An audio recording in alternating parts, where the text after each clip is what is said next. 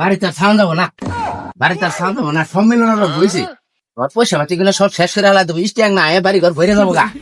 এই সম্মেলন থাকা পর্যন্ত আর আমি বাড়িতে আইতেছি না, আমি জামাতে যামগা, আমি জামাতে যামগা, সম্মেলন থাকা পর্যন্ত আর আইতেছি না।